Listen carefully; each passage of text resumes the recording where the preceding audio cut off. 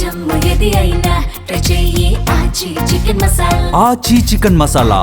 తుమ్మల నాగేశ్వరరావు 50 ఏళ్ల రాజకీయ ప్రస్థానం, 40 ఏళ్లు మంత్రిగా కీలక శాఖల ప్రస్థానం, 40 ఏళ్లు మంత్రిగా కీలక శాఖల బాధ్యతలు.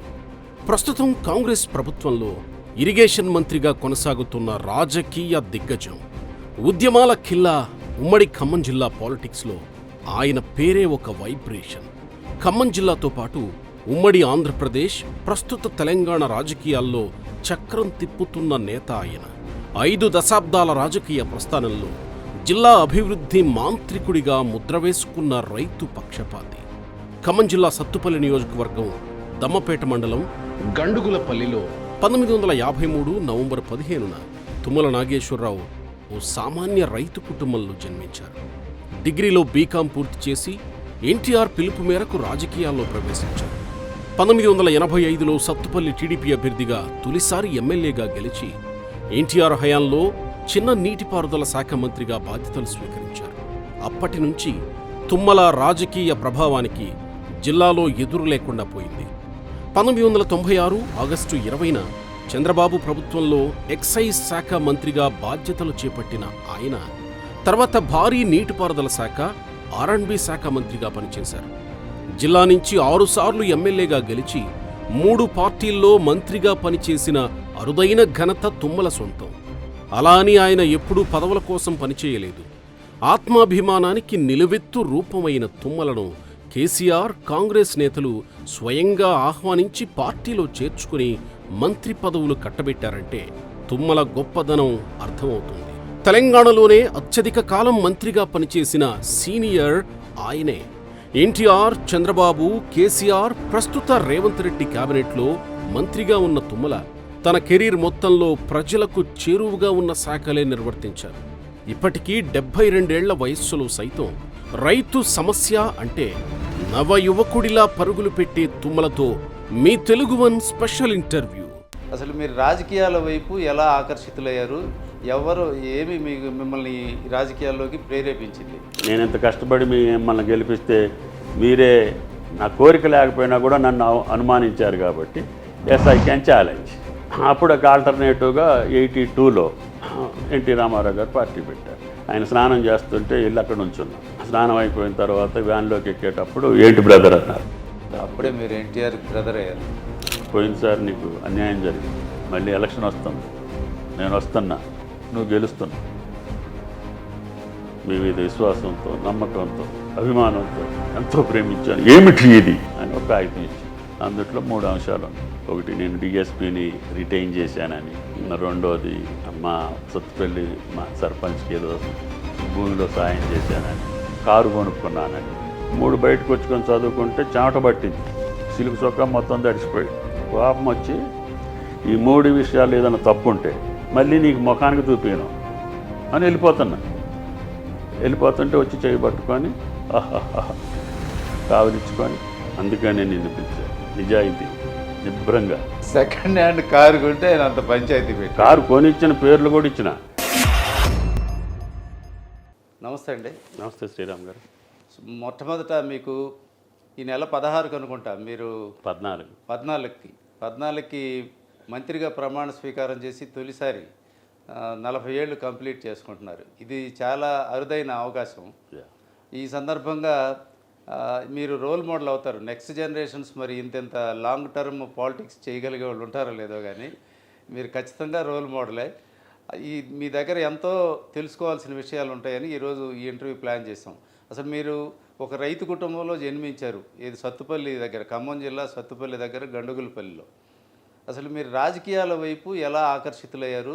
ఎవరు ఏమి మిమ్మల్ని రాజకీయాల్లోకి ప్రేరేపించింది? నా చిన్నతనంలో మా గ్రామానికి రహదారులు లేవు. సత్తుపల్లి రావాలన్నా నడిచి రావాల్సిన, అదేవిధంగా బస్సు ఎక్కాలన్నా కూడా ఎటైనా 10-15 కిలోమీటర్లు వెళ్తేనే తప్ప ఆర్టీసీ బస్సు ఎక్కే అవకాశం లేదు. చుట్టుపక్కల పాఠశాలలు కూడా దూరంలో ఉండటం, అక్కడ వెళ్ళాలంటే కూడా వాగులు, వంకలు, వర్షాకాలం వెళ్ళేదానికి అవకాశాలు లేవు. మా ఊరు చుట్టూ కూడా ఈ తమిళేరే మాకు అడ్డాలు ఉంటాయి. కాబట్టి చిన్నతనంలోనే 2-3 తరగతులప్పుడే మా పెద్దమ్మ గారు కిష్టారంలో ఉండేవాళ్ళు, అంటే సత్తుపల్లికి దగ్గర. అప్పుడు సత్తుపల్లిలో కూడా ఉన్నత పాఠశాల లేదు. కిష్టారంలో పక్కనే మా పెద్దమ్మ గారి ఊళ్ళో పాఠశాల ఉండే. అంతకుముందు మా అన్నయ్య గారిని కూడా అక్కడ పెడితే ఆయన చదువుకోను అని చెప్పి ఇంటికి వచ్చి వ్యవసాయం చేస్తుండే. తర్వాత నేనున్నా కాబట్టి నన్ను మా పెద్దమ్మ గారి ఇంటి దగ్గర 4వ తరగతి 5వ తరగతిలో అక్కడ జాయిన్ చేశారు. కిష్టారానికను ఆనాటి రాజకీయాలకి దగ్గర అనుబంధం ఉండేది.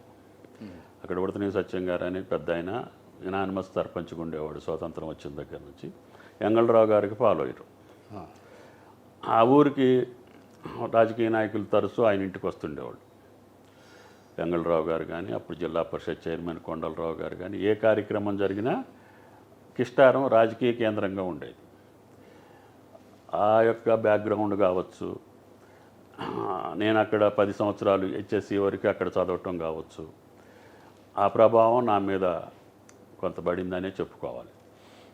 దాని తర్వాత తెలంగాణ ఉద్యమం రావటం, కొంత బ్రేక్ రావటం 69లో, మళ్ళీ తర్వాత పియూసి, అదేవిధంగా డిగ్రీ వరంగల్, కొత్తగూడెం, ఇట్లా హైదరాబాద్ వరకు చదువు సాగింది.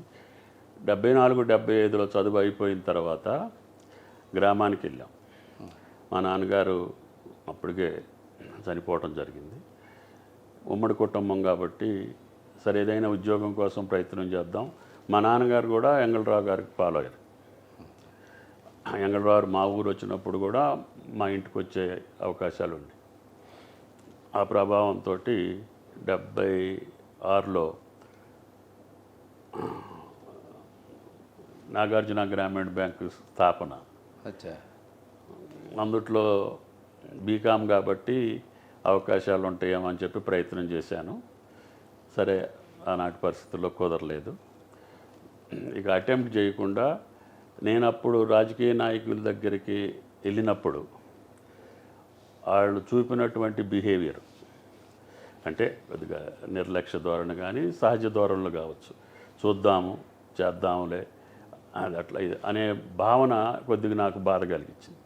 అరే నిన్నటిదాకా మా నాన్నగారు కానీ వీళ్ళు వచ్చినప్పుడు ఆడ సర్వస్వాన్ని బంధుత్వాన్ని కూడా వదులుకొని, అప్పుడు సిద్ధారెడ్డి గారు ఎంగళరావు 2 వర్గాలే ఉండేవి జిల్లాలో, కమ్యూనిస్టులు మా ప్రాంతంలో తక్కువ ఉండేది. అంత కష్టపడి చేస్తే కూడా మన పని మీద వచ్చినప్పుడు వాడు ప్రవర్తించిన తీరు నాకు ఎందుకో అవమానంగా భావించి సర్లే అని ఉద్యోగం ప్రయత్నం విరమించుకొని వ్యవసాయం మొదలుపెట్టి, ఆ వ్యవసాయంలో కూడా అనేక ఆటంకాలు. మీరు అక్కడ ఏమి సాగు చేసేవారు? ఫస్ట్లో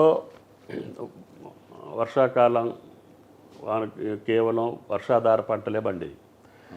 బొబ్బర్లు, ఉలవలు, నువ్వులు, మెరక పంట, వరి పొలంలో వరి వేసుకునేవాళ్ళం వర్షాలు వస్తేనే. అప్పటికి బోర్ టెక్నాలజీ లేదు. బావుల్లో మూట దోలి, ఎడ్ల మూట దోలి కొంచెం పొగాకు పండించేవాడు, నాటు పొగాకు. దాని తర్వాత కొద్ది రోజులకి బోర్ టెక్నాలజీ వచ్చింది.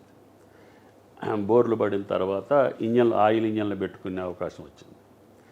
ఆయిల్ ఇంజన్లు అయిన తర్వాత 79-80లో కరెంట్ వచ్చింది.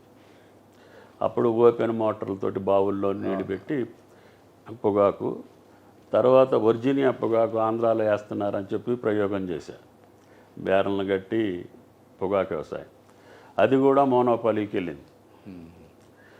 ఐటీసీ కంపెనీ, కొన్ని కంపెనీలు వాళ్ళు అనుకున్న రేటుకే వేసేది. దాంట్లో కూడా 1 సంవత్సరం పైకి 1 సంవత్సరం కిందికి ఫ్లక్చువేషన్స్ తోటి స్థిరంగా ఉండేది కాదు. కాకపోతే అప్పుడున్న వ్యవసాయాల్లో డబ్బులు వచ్చే వ్యవసాయం వర్జీనియా పొగాకు ఉండేది. అదైన తర్వాత దాన్ని మానేసి 80లో అంజయ్య గారి ప్రభుత్వంలో స్థానిక సంస్థల ఎన్నికలు వచ్చినాయి. స్థానికంగా ఈ మధ్యకాలంలో ఎంగళరావు గారు రిజైన్ చేయటం, చెన్నారెడ్డి గారి ప్రభుత్వం వచ్చాక ఆయన శాసనసభకి విముద్రాల కమిషన్ ద్వారా శాసనసభ్యత్వానికి కూడా ఎంగళరావు గారు రిజైన్ చేసి క్రియాశీలక రాజకీయాల నుంచి నేను తప్పుకుంటున్నా అని చెప్పారు. అది ఆయన కాన్స్టిట్యున్సీ సత్తుపల్లి. అయినప్పుడు బై ఎలక్షన్ వచ్చింది. బై ఎలక్షన్లో నేను కాంగ్రెస్ అభ్యర్థికి వ్యతిరేకంగా, అంతకుముందు ఎంగళరావు గారితో ఉన్నాం కాబట్టి కాంగ్రెస్ వచ్చింది. వెంగళరావు గారు కాంగ్రెస్కి మేము చేసాం, అప్పుడు రెడ్డి కాంగ్రెస్ అట్లా ఇట్లా. బై ఎలక్షన్కి వచ్చేసరికి మళ్ళీ కాంగ్రెస్కి వ్యతిరేకంగా నిలబడ్డ అభ్యర్థులకే సపోర్ట్ చేయాల్సి వచ్చింది. తర్వాత పార్లమెంట్ ఎన్నిక వచ్చింది, అందుట్లో కూడా కాంగ్రెస్కి వ్యతిరేకంగా ఉన్న అభ్యర్థుల్ని సపోర్ట్ చేయాల్సి వచ్చింది. తర్వాత ఇక వైరుధ్యం కాంగ్రెస్ పార్టీకి మాకు లోకల్గా ఉన్న లీడర్షిప్ తోటి వైరుధ్యం ఉండి సమితి ఎన్నికలు, ఎల్ఎంబి, కోఆపరేటివ్, సెంట్రల్ బ్యాంకు ఇవన్నీ ఎన్నికల్లో కూడా ఇండిపెండెంట్గా పోటీ చేయాల్సి వచ్చింది అంజయ్ గారి ప్రభుత్వంలో. Okay okay. అన్నీ ఇండిపెండెంట్గా మా అభ్యర్థులు గెలిపించుకున్నాం. సత్తుపల్లి కాన్స్టిట్యున్సీ వరకు, కల్లూరు సమితి, అశ్వరావుపేట సమితి, సెంట్రల్ బ్యాంకు, ఎమ్మెల్సీ కూడా. తర్వాత కాంగ్రెస్ గెలిచినటువంటి మేము గెలిపించిన అభ్యర్థులే నాకు ప్రత్యర్థులు అయ్యారు. ఇండిపెండెంట్కి గెలిపించిన అభ్యర్థులు ప్రత్యర్థులు అయిన తర్వాత వాళ్ళు కాంగ్రెస్లోకి జాయిన్ అయ్యారు. నాకు ఆల్టర్నేటివ్గా వాళ్ళ మీద కొద్దిగా నన్ను ఇంత కష్టపడి నాకు ఆ రోజు పదవి మీద కోరిక లేదు, కానీ నా ప్రత్యర్థులను ఓడించడం కోసం ఇండిపెండెంట్లు గెలిపించిన వాళ్ళ యొక్క బిహేవియరు నాకు కొంచెం బాధ కలిగింది. అంటే ఇతను ఏ పదవి లేకుండానే సమితి ఎన్నికలు, సెంట్రల్ బ్యాంక్ ఎన్నికల్లో ఇంతమందిని తీసుకురాగలుగుతుందంటే ఇతను భవిష్యత్తులో మనం కొంచెం ఇది చేస్తే కింగ్ మేకర్ పెరిగిపోతాడు, మనకే అడ్డం వస్తుందని వాళ్ళు అనుకొని నన్ను దూరంగా పెట్టడం జరిగింది. సర్లే అని నాకు కొద్దిగా ఉక్రోషం అనుకోండి, ఆవేశం అనుకోండి, తెలియంతనం అనుకోండి, లేకపోతే మొండి పట్టుదల అనుకోండి. సర్లే నేను ఇంత కష్టపడి మిమ్మల్ని గెలిపిస్తే మీరే నా కోరిక లేకపోయినా కూడా నన్ను అనుమానించారు కాబట్టి yes I can challenge. Okay. అప్పుడు ఒక ఆల్టర్నేటివ్గా 82లో ఎన్టీ రామారావు గారు పార్టీ పెట్టారు. ఓకే. అంతకుముందు అసలు ఇండిపెండెంట్కి కూడా వెళ్ళాలని ప్రయత్నం చేస్తున్నా. ఆర్థికపరమైన వెసులుబాటు లేదు, కానీ ప్రజలతో ఉన్న సంబంధాలతోటి వెళ్దాం అనుకునే సందర్భంలో 82 మార్చి 29న పార్టీ పెట్టారు. ఆ పార్టీ పెట్టిన తర్వాత నాకున్న అనుచరులతో మాట్లాడుకొని ఆయన ఖమ్మం వచ్చినప్పుడు భద్రాచలంలో చర్ల అనే గ్రామంలో జాయిన్ అయ్యాను సెప్టెంబర్లో. అట్లా ఇక అక్కడి నుంచి నా ప్రయాణం మీ అందరికీ తెలిసిందే. అదే ఎన్టీఆర్తో మీకు అనుబంధం. ఆ రోజు భద్రాచలం వచ్చేసరికి బాగా ఆలస్యమైంది, జ్వరం కూడా ఉంది ఆయనకి. నేను ఒక 25-30 మంది సర్పంచ్ని తీసుకొని మా ఏరియా వాళ్ళని జాయిన్ అవ్వటానికి వెళ్ళాను. వెళ్తే ఎటపాక అనే గ్రామంలో ఆయన బస్ చేశారు. అక్కడ నేను 3ంటికి ఆయన స్నానం చేసేటప్పుడు వెళ్ళి ఇట్లా అన్నగారు నేను జాయిన్ అవ్వటానికి వచ్చాను. ఆ రాత్రి ఏమైందంటే చర్ల అంటే 60 కిలోమీటర్ల దూరంలో చర్ల వాళ్ళు ప్రోగ్రాం పెట్టారు. అది లాస్ట్ ప్రోగ్రాం. ఆయన అక్కడికి వచ్చేసరికి 1 గంట అయింది. భద్రాచలం మీటింగ్ అయిపోయాక జ్వరం ఉండి అక్కడే పండుగ. వాళ్ళందరూ వచ్చి చర్లోళ్ళు అందరూ వచ్చి మా మీద పడ్డారు. అప్పుడు జిల్లా ప్రెసిడెంట్ వాళ్ళందరూ ఎన్టీ రామారావు దగ్గరికి వెళ్ళి అంత ధైర్యం కానీ సాహసం కానీ ఎవళ్ళు చేయట్లా అడగటానికి. ఎందుకంటే వెళ్ళి మళ్ళీ రావాలి, అట్లా పెట్టారు అది ఇది అని చెప్పి కోపంగా ఉన్నాడని వీళ్ళు ఎవరు వెళ్ళకుండా నన్ను ముందు పెట్టారు. నాకు ఆయనకి అప్పటి వరకు పరిచయం లేదు. అయినా ఈ కుర్రాళ్ళ పరిచయం ప్రెషర్ తోటి ఆయన స్నానం చేస్తుంటే వెళ్ళి అక్కడ నుంచున్నా. స్నానం అయిపోయిన తర్వాత వ్యాన్లోకి ఎక్కేటప్పుడు ఏంటి బ్రదర్ అన్నారు. సార్ ఇట్లా రాత్రి ప్రోగ్రాము పెడితే మిస్ అయింది, వెళ్ళలేకపోయారు మీరు. అక్కడ 60,000 మంది 70,000 మంది అక్కడే కూర్చొని ఉన్నారు, మీరు వస్తే బాగుంటుంది. ఎట్లా బ్రదర్ మళ్ళీ వెనక్కి రావాలంటే నేను కృష్ణా జిల్లాకి వెళ్ళాలి ఈరోజు అది ఇది అని. సరే వ్యాన్ అయితే ఆలస్యం అవుతుంది కానీ నీ కారు ఉందా? నేను అంబాసిడర్ కారు రెంటెడ్ కారు వేసుకొని వెళ్ళాను. మా సర్పంచులు వాళ్ళు కారు ఎక్కి హ్యాండ్ మైక్ పట్టుకొని 5ంటికి తెల్లారక ముందే వ్యాన్లో నుంచి బ్రేక్ఫాస్ట్ చేసిండు, వచ్చి నా కారు ఎక్కి పోనిచ్చేయి వెళ్ళి కనపడేసి వచ్చేద్దామని ఎమ్మటే బయలుదేరి 60 కిలోమీటర్లు వెళ్ళే లోపల 1 గంట సేపు ఇద్దరమే కూర్చున్నాం. ముందు డిఎస్పీ ఉన్నాడు, సంభాషణ ఎట్లా ఇది వెంగళరావు కాన్స్టిట్యున్సీ, నేను ఎట్లా రాజకీయంగా రావాలనుకుంటున్నా, మీతో ఉండాలనుకుంటున్నది ఇది ఇక ఆ సంభాషణ జరుపుకుంటూ వెళ్ళింది. అక్కడికి వెళ్ళిన తర్వాత చెరలో ఒక ఇంటి దగ్గర కూర్చోబెట్టారు. మా నానాజీ గారు అని డాక్టర్ ఉండేవాడు. కూర్చోబెడితే ఇంత చిన్న గదిలోనే వాళ్ళు పాలు ఇచ్చారు, పాలు తాగారు. ఆయన హ్యాండ్ మైక్ తోటి అనౌన్స్ చేస్తే అప్పటికే 15-20 వేల మంది ఇంటి ముందు ముగ్గు వేసుకునేవాళ్ళు, కడాపు జల్లుకునేవాళ్ళు అందరూ బయలుదేరి వచ్చేసారు. డయాస్ మీద మాట్లాడి మళ్ళీ కారులో వెనక్కి వచ్చాం.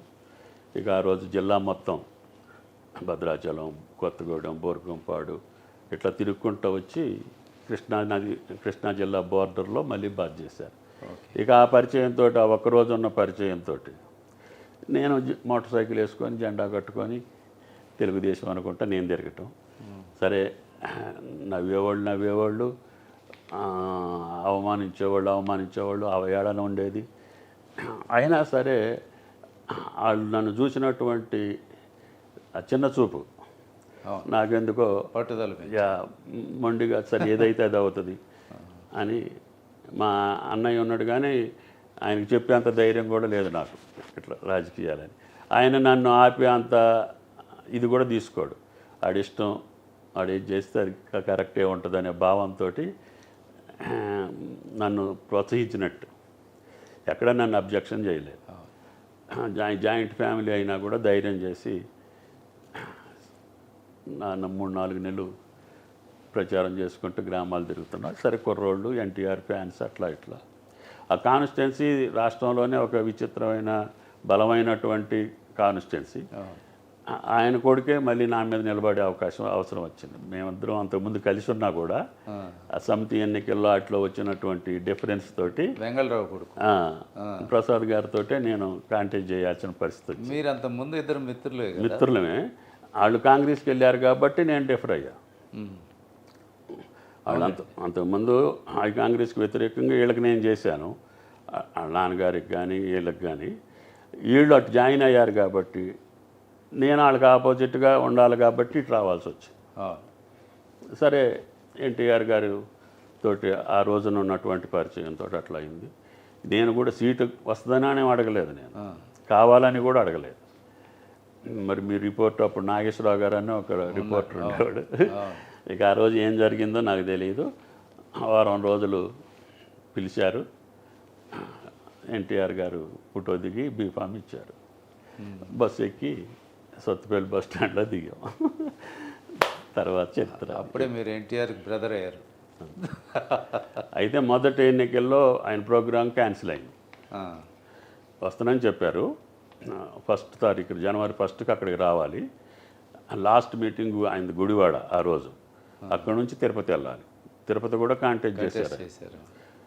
దాంతో బ్రదర్ అట్లా నువ్వు జగ్గయ్యపేట దగ్గర నువ్వు కారు పెట్టుకొని ఉండు, నేను సత్తుపల్లికి వచ్చేసి సత్తుపల్లి నుంచి జంక్షన్ మీదుగా గుడివాడ వెళ్తా అని నాకు మాట ఇచ్చారు. బ్రేక్ఫాస్ట్ అవి కూడా చెప్పారు. అవన్నీ పట్టుకొని వచ్చిన. నేను వచ్చేసరికి ఆ చిల్లకల్లి సెంటర్ దాటి పెనగంచిపోలు ఊళ్ళోకి తీసుకెళ్ళారు వాళ్ళు, డైవర్ట్ చేసి. అక్కడ 6 అవర్స్ పట్టింది ఆ ఊళ్ళో, బాగా డీలే అయింది. ఇక గుడివాడోళ్ళు, నూజివేడోళ్ళు, మైలవరం వాళ్ళు అందరూ వచ్చి ఆయనకి అడ్డం పడి డైరెక్ట్గా తీసుకెళ్ళిపోయారు. నన్ను జీబులోనే కూర్చోబెట్టుకుండు. ఏంటి బ్రదర్ ఏం చేద్దామండి? ఆయన ముఖం చూస్తే 9 నెలలు ముఖం అంతా పాపం మాడిపోయి బొగ్గిపోయి, మీ ఇష్టం సార్ అన్న. సరే, నూజివేడ్ నుంచి ఎంత దూరం ఉంటుందని అడిగాడు. మళ్ళీ ట్రై చేద్దామని. అక్కడ 60 కిలోమీటర్లు కానీ నేను 30 కిలోమీటర్లు అని చెప్పిన. అక్కడికి వెళ్ళేసరికి గుడివాడది టైము మించిపోయే పరిస్థితికి వచ్చింది. ఎందుకంటే అప్పుడు వ్యాను, పోలీసు ఉండేది కాదు, జనం అడ్డం పడేది, వేల మంది జనం రోడ్ల మీద, వ్యానే కదిలేదు కాదు. ఆఖరికి జీబులో ప్రయాణం చేసిండు. ఎంత చేసినా కూడా టైం అడ్జస్ట్ అవ్వలే. సరే, ఇక గుడివాడ మీటింగ్ అయిపోయాక అర్ధరాత్రి ఇంటికి వెళ్ళా. తెల్లారి జరగాల్సిన ఈ ఊళ్ళో మర్డర్ జరగటం, వ్యవహారం జరగటం, కర్త కార్ఖానా. ఇక ఎలక్షను ఒక ముఖ్యమంత్రి మీద పోటీ చేసినట్టే ఉంది కదా నాకు. కొద్ది తేడాతోటి ఓడిపోయా. ఓడిపోయిన రోజే మళ్ళీ ఆయన ఫోన్ చేసి పిలిపించుకోండి ఎన్టీ రామారావు. రాష్ట్రం మొత్తం మీద ఆయన ప్రోగ్రాం మిస్ అయిందనో లేకపోతే ఏదో ఎమ్మటే నేను కౌంటింగ్ హాల్లో నుంచి ఇంటికి పోకముందే టెలిగ్రామ్ ఇచ్చి ఆ రోజుల్లో ఫోన్ తెల్లారిపాటికి మళ్ళీ ఇక్కడికి పిలిపించుకొని రామకృష్ణ స్టూడియోలో పక్కన కూర్చోబెట్టుకొని నేను రాలేకపోయా, నీకు అన్యాయం జరిగింది, కూర్చో బ్రదర్. 202 సీట్లు వచ్చినప్పుడు ఒక మామూలు మనిషిని, సామాన్యుడిని, ఓడిపోయినోడిని పిలిపించుకొని పక్కన కూర్చోబెట్టుకుంది. సరే, ఇక అప్పటికే జనం ఎట్లా ఉంటుంది, తెలుగు రాష్ట్రాలు ఊగిపోతుండే. ఏ సినిమా వాళ్ళు వీళ్ళు దండలు గిండలు పట్టుకొస్తుంటే భాస్కర్ గారు వచ్చి, బ్రదర్ కలిశారుగా అన్నగారిని, పదండి పదండి అని.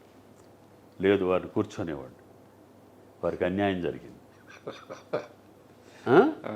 అసలుగా నాయకత్వం, నేనెవరిని, నా స్థాయి ఏంటి, ఈ రాష్ట్రంలో కాంగ్రెస్ ప్రభుత్వాన్ని ఓడించి, అంటే ఆ రోజున ఇందిరాగాంధీని ఓడించినట్టే కదా, ఓడించి ప్రభుత్వంలోకి వచ్చిన ముఖ్యమంత్రి నన్ను అంతసేపు కూర్చోబెట్టుకొని పిఏని పిలిచి పాస్ ఇచ్చి 9వ తారీఖు ప్రమాణ స్వీకారం బ్రదర్ మీరు రాండి అని మా గురించి ఎమ్మెల్యే డి అని పెట్టి కార్డులు ఇచ్చారు.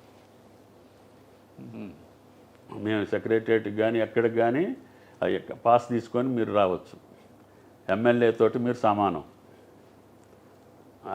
అటువంటి ఎమ్మెల్యే డి అంటే డిఫీటెడ్.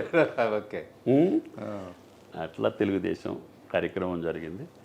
సరే, మళ్ళీ తర్వాత 84 ఆగస్ట్ ఎపిసోడు అది జరిగినప్పుడు నేను ఆ ఎమ్మెల్యేలతో ఆ క్యాంపుల్లో ఉండటం, అప్పుడే చంద్రబాబు గారితో పరిచయం అవటం, తర్వాత మళ్ళీ ఎన్టీఆర్ రిటైన్ అవ్వటం, ఎలక్షన్ రావటం. గమ్మత్తు ఏంటంటే ఆయన మళ్ళీ ముఖ్యమంత్రి అయిన తర్వాత కూడా నేను అసెంబ్లీ రద్దు చేసే రోజు ఆయన కలవటానికి వచ్చిన. అది హ్యాబిట్స్లో ఆ కారు ఎక్కడానికి చూసి, నాగేశ్వరరావు రా అని, సొత్తుపల్లి నాగేశ్వరరావు అనేవాడు. నేను ఇప్పుడే వస్తా ఉండు అని, నన్ను ఒక్కడిని ఇంట్లో ఉండమని గవర్నర్ దగ్గరికి వెళ్ళి, నాకు తెలియదు ఎక్కడికి వెళ్తుండో తెలియదు. వాళ్ళ బావమరిది రుక్మాంగరావు గారు కూర్చుంటే, ఏంటి సార్ ఏంటి, ఏదో గవర్నర్ దగ్గరికి వెళ్తున్నారు బాబు, నాకు తెలియదు అని పాపం.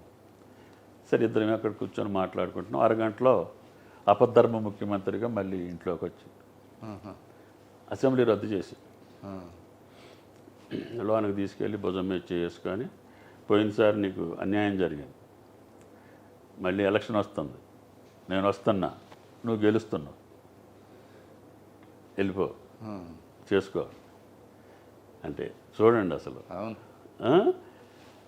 గుర్తుపెట్టుకొని మళ్ళీ ప్రోగ్రాం చేసి గెలిపించి మళ్ళీ 6 నెలల తర్వాత మంత్రి చేసిన మహానుభావుడు ఎన్టీఆర్. అట్లా చరిత్ర. మొదటిసారి మే 14, 10వ తారీఖు మా తమ్ముడి పెళ్ళి ఉంది.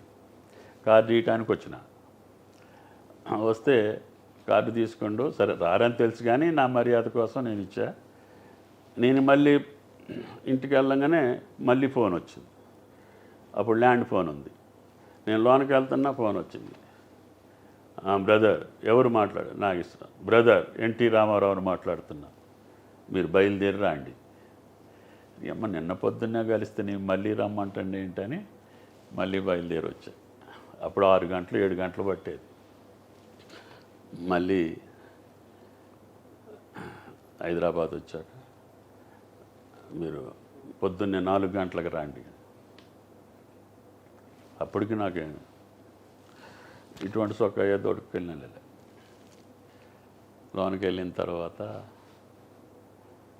ఏమిటి బ్రదర్, మీ మీద విశ్వాసంతో, నమ్మకంతో, అభిమానంతో ఎంతో ప్రేమించాను, ఏమిటి ఇది అని ఒక కాగితం ఇచ్చి, అందుట్లో 3 అంశాలు ఉన్నాయి.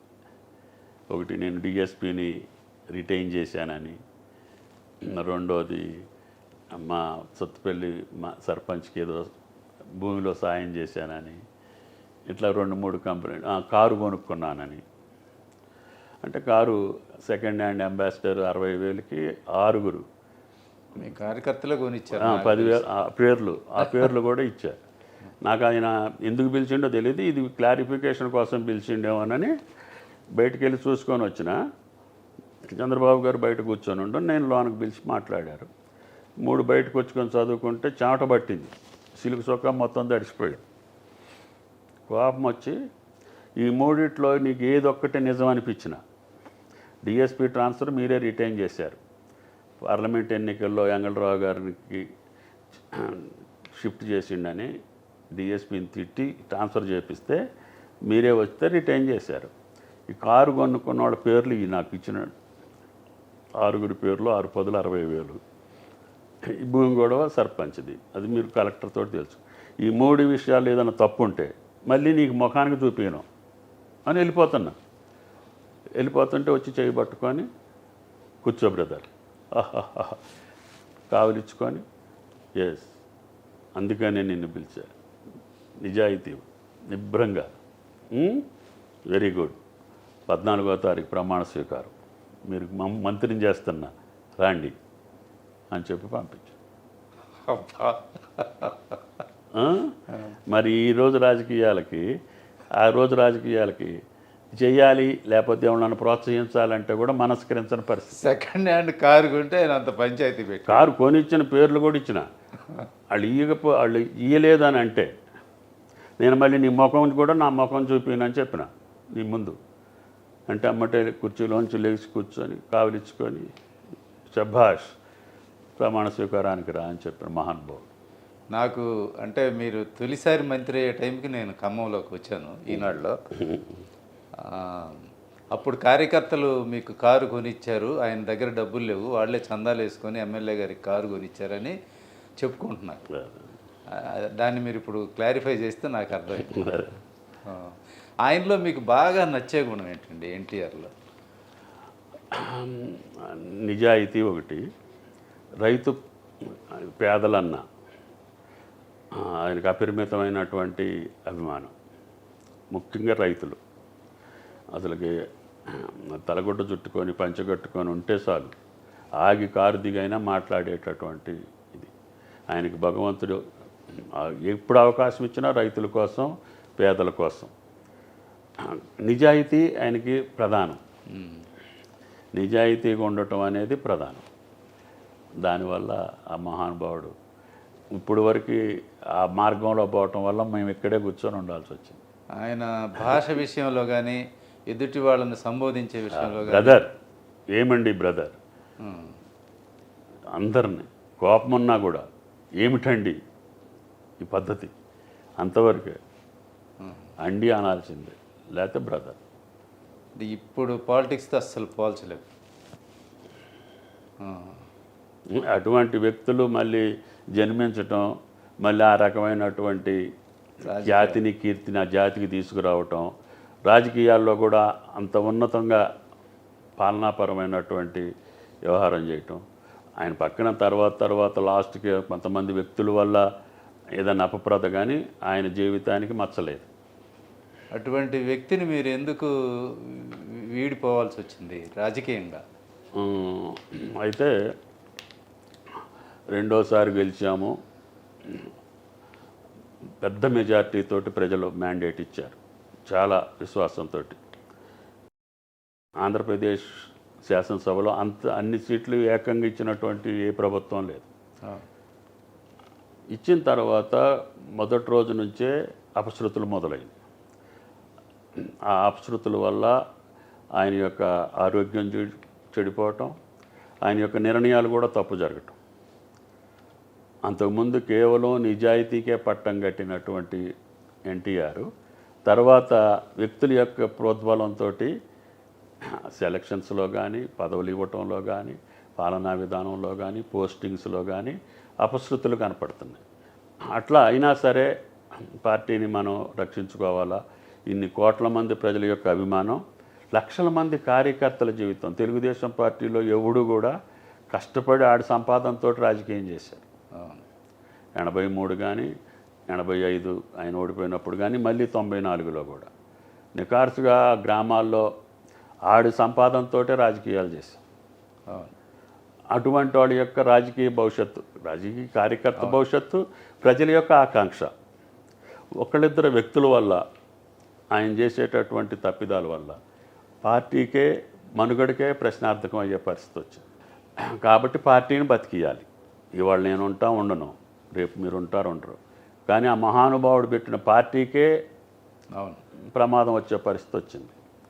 అందుకని ఆయన దేవుడు అయినా సరే మాకు ప్రజల పక్షాన, రాష్ట్రం పక్షాన, పార్టీ పక్షాన ఇంతమంది మనోభావాలు దెబ్బతినకూడదు, ఈ పార్టీని బతికియాలి, ఆ ఏకైక లక్ష్యంతో మొదలుపెట్టిన కార్యక్రమం. అంతకాడికి వస్తుందని మేము అనుకోలేదు, కానీ అది చరిత్ర లేకపోతే ప్రజాభిష్టమా, దైవ నిర్ణయమా, ఆ రోజు పాపం చంద్రబాబు గారు కూడా మనస్ఫూర్తిగా ఒప్పుకున్నది ఏం కాదు, కానీ కంపల్షన్ తోటి, మా ఒత్తిడితోటి ఆయన ముఖ్యమంత్రిగా తీసుకురావాల్సిన పరిస్థితి వచ్చింది. అదే జనరల్గా చంద్రబాబు నాయుడు అంటే కొంచెం పిరికి మనస్తత్వం ఉండేవాడు కదా, అంటే వివాదాల జోలి ఇంత డీప్ పాలిటిక్స్లో అప్పట్లో వెళ్ళేవాడు కాదని. ఆయనకి మేము ఇచ్చినటువంటి ధైర్యమే, కానీ ఆయనకి ఆ రోజున రావాలని కానీ పదవి కావాలని కానీ ఇంకోటి కాదు. కాకపోతే అక్కడ జరుగుతున్నటువంటి రాజకీయ పద్ధతులు సీఎం పేషీలో కానీ అక్కడ కానీ భవిష్యత్తుని ప్రశ్నార్థకం అవుతుంది, నాయకత్వానికి డిస్టర్బెన్స్ వస్తుంది, జిల్లాల్లో గ్రూపులు వస్తున్నాయి, ఈ పార్టీకి ఇబ్బంది కలుగుతుంది అని ఆయన సహనంతో 7-8 నెలలు ప్రయత్నం చేసినా కూడా అతని వల్ల కూడా కావట్లేదు అనేది మాకు తెలిసిపోయింది. కాబట్టి దీన్ని మనం బతికించుకోవాలి అని అంటే అంతకంటే మాకు మార్గం కనపడలేదు. ఆయనే సూటబుల్ మ్యాన్. అప్పటి వరకు పార్టీ క్రమశిక్షణ కానీ, పార్టీ ట్రైనింగ్ కానీ, కార్యకర్తలతో ఉండే అనుబంధం కానీ ఆయనకి కలిసి వచ్చింది. అంటే మీరు చెప్తున్న దాన్ని బట్టి మీరు ఈ ప్లాన్డ్గా ఏమి నాయకత్వాన్ని మార్చలేదు, ఏదో బెదిరిద్దామని చేసినట్టున్నారు. మేము ప్రెషర్ గ్రూప్ కింద పెట్టి ఇట్లా మీ దగ్గర ఇంట్లో మీ ప్రెషర్ వల్ల మీ నిర్ణయాలు తప్పు జరుగుతున్నాయి, ఈ సహకార బ్యాంక్ ఎన్నికల్లో మీ సెలక్షన్ తప్పు, చైర్మన్లో మీ సెలక్షన్ తప్పు, ఇటువంటివన్నీ కూడా ఇవ్వాల్సిన వాళ్ళకి చేయాల్సిన వాళ్ళకి కాకుండా పార్టీకి నష్టం వచ్చే రీతిలో పార్టీ కార్యక్రమాలు జరుగుతున్నాయి అని టీడీఎల్పీలో పెట్టి అడుగుదాము, టీడీఎల్పీ పెట్టమందాము. అంతకుముందు అశోక్ గజపతి వీళ్ళు అడిగినా కూడా రిజెక్ట్ చేసిండు ఆయన, పెద్ద ఆయన పెట్టనన్నట్టుగా. దాన్ని ప్రెషర్ పెట్టి టీడీఎల్పీ పెట్టించి అందుట్లో మాట్లాడదాం అనుకొని కూర్చున్నాం. అది ఆ రకంగా రాత్రి విత్ ఇన్ 1-2 డేస్లో ఇప్పటికీ అది ఒక కళ మాదిరిగానే మాకు అనిపిస్తుంది. అది అసలు సామాన్యంగా జరిగే పరిస్థితే కాదు, పనే కాదు. ఇప్పటికీ జరిగిందా అంటే ఎట్ట జరిగిందా అనేది మాకే సందేహంగా ఉండే పరిస్థితి అది. ఇక అది దైవ నిర్ణయం అనుకోవాలా, లేకపోతే ఈ పార్టీ మనుగడ ఇన్ని రోజులు కొనసాగటానికి నాంది పలికింది అనుకోవాలా, ఆ పూజ్యులు అంత మహానుభావుడికి తప్పు చేసినామనే బాధ ఇప్పటికీ గుండెల్లో ఒక పక్క బాధిస్తున్నా కానీ పార్టీని రక్షించాం, పార్టీని బతికించాం. రాష్ట్రం విడిపోబట్టి ఈ రకంగా వచ్చింది, కానీ లేకపోతే ఆ పార్టీ దిగదిప్పి మాన్యంగా ఇప్పుడు పక్క రాష్ట్రంలో కూడా ఉండటం మేము ఆ రోజు చేసిన చర్య కరెక్టే అనేది అనిపిస్తుంది. మీరు అప్పుడు డిఫరై మళ్ళా చంద్రబాబు నాయుడు నాయకత్వంలో మళ్ళా మినిస్టర్ అయిన తర్వాత ఆ తర్వాత గ్యాప్లో మళ్ళీ అన్నగారు చనిపోబోయే లోపల మళ్ళీ ఎప్పుడన్నా కలిసారా, ఎక్కడన్నా కలిసారా? ఇక కలవలేదు, చనిపోయిన రోజు వెళ్ళటమే. వెళ్ళి పాదాలకు నమస్కారం చేసి ఇక అక్కడ ఉండి ఆ కార్యక్రమంలో పాల్గొన్నాను. అవును. ఇప్పటి వరకు మీరు మొత్తం ఈ 40 ఏళ్లలో ఏ శాఖలు చేశారండి? ఆయన ఫస్ట్ నాకు మైన్ ఇరిగేషను, డ్రైనేజీ, ఐడీసీ అని ఇరిగేషన్ డెవలప్మెంట్ కార్పొరేషన్ ఇచ్చారు. ఆ రోజు క్యాబినెట్లో కుడియాడంగా నేను చిన్నోడిని, మైనర్ మంత్రి, మైనర్ ఇరిగేషన్ అని అట్లా పేరు వచ్చేది. అప్పుడే జిల్లా పరిషత్ ఎన్నికలు జరిగినాయి. నేను క్యాబినెట్లోకి వచ్చిన కొద్ది రోజుల్లోనే గోదావరి వరదలు వచ్చినాయి 86లో. హయ్యెస్ట్ ఫండ్స్ 76 feet వచ్చింది. అందుట్లో 4 రోజులు అక్కడే ఉండి నేను, నరసింహులు అప్పుడు పవర్ మినిస్టర్ ఉండేవాడు, ఇద్దరం చెరువు పక్క ఉండి ఒక్క మనిషి కూడా చనిపోకుండా 600 గ్రామాలు సబ్మర్షన్ అయినా ఒక్క అవేరు బోట్ తోటి రక్షించి వాళ్ళకి బియ్యం ఇచ్చి వాళ్ళని బతికిచ్చి ఆ 2 నియోజకవర్గాలు బోర్గంపాడు, భద్రాచలం, ఎన్టీఆర్ 2-3 సార్లు, రాజీవ్ గాంధీ వీళ్ళందరూ వచ్చిన అంత పెద్ద డిజాస్టర్లో కూడా ప్రాణ నష్టం జరగకుండా వాళ్ళకి మళ్ళీ పవర్ రిస్టోర్ చేసి, రోడ్లు రిస్టోర్ చేసి విపరీతమైన ఇది చేయటం మొట్టమొదట ఇది. దాని తర్వాత జిల్లా పరిషత్ ఎన్నికల్లో అప్పుడు మళ్ళీ కాశీ గారిని నిలబెట్టి, అది కూడా ఒక చరిత్ర, పట్టుబట్టి గెలవాలని. ఎందుకంటే నేను మంత్రి అయి 3 నెలలు అవుతుంది. నా ప్రత్యర్థే మళ్ళీ ప్రసాద్ గారు అవతల క్యాండిడేటు. అప్పటికి కాశయ్య గారు ఏంటి సమితి ప్రెసిడెంట్ చేశారు? అంతకుముందు సమితి చేశాడు, శాసనసభ్యుడిగా కూడా ఉన్నాడు, తెలుగుదేశంలో జాయిన్ అయ్యాడు. Okay okay. ఆయన అప్పటి నుంచి విముద్రాల కమిషన్ వేసింది అంగళరావు గారి మీద కాశీ గారే కాబట్టి కాంగ్రెస్కి వ్యతిరేకంగా జనతా పార్టీ ఎమ్మెల్యేగా కొత్తగూడెంలో గెలిచారు. గెలిచి వ్యతిరేకంగా ఉంటే నేను జిల్లా పరిషత్ అప్పుడు డైరెక్ట్ ఎలక్షను ఎన్టీ రామారావు గారు సెలక్షన్ చేసేటప్పుడు నేను పట్టుబట్టి పెద్ద ఆయనకి ఇస్తేనే గెలవగలుగుతా, గెలిస్తేనే నేను మంత్రిగా కొనసాగేదానికి అవకాశం ఉంటుంది అన్నాడు. టికెట్ ఇచ్చేటప్పుడు సరే ఆయన వేరే వాళ్ళకి సెలెక్ట్ అయిపోయిందని చెప్తే కాదు సార్ ఇట్లా ఇవ్వాలి అని తెల్లారుజామున వెళ్ళా. బీఫామ్స్ ఇచ్చేది ఆయన 4ంటికి, తెల్లారుజామున 5ంటికి ఎన్టీఆర్ స్టూడియోలో. ఓకే. నేను 3ంటికి వెళ్ళి కూర్చున్నా. ఏంటి బ్రదర్ అన్న, సార్ ఇట్లా మనం గెలవాలంటే పలానోళ్ళని పెట్టాలి, ఆయన దగ్గర డబ్బులు లేవుగా అండు. మిమ్మల్ని పైసలు అడగను సార్ అన్న. మరి ఓడిపోతే ఏంటి అన్నాడు. ఓడిపోతే నేను మీరు ఇచ్చిన కారు ముందు వస్తుంది, నేను వెనక బస్సులో వస్తా సార్ అన్న. అంటే మీ మంత్రి పదవి నాకు పెద్ద అక్కర్లేదన్న. మళ్ళీ లేచి ఆహా తీసుకురండి అని. ఆ తెల్లారుజామున ఆయనకి పసుపు చొక్కా లేదు, అప్పటికప్పుడు పసుపు నీళ్ళల్లో ముంచి పిండి మసక చీకటే కదా బీఫామ్ ఇప్పించా. సరే అప్పటికి బాబు గారు సెలక్షన్ చేసింది కాదని నేను తీసుకొచ్చినాను. బాబు గారి మీద నాకు గుర్రుగుండే. ఎవరిని చేశారు వాళ్ళు అసలు? చేశారు.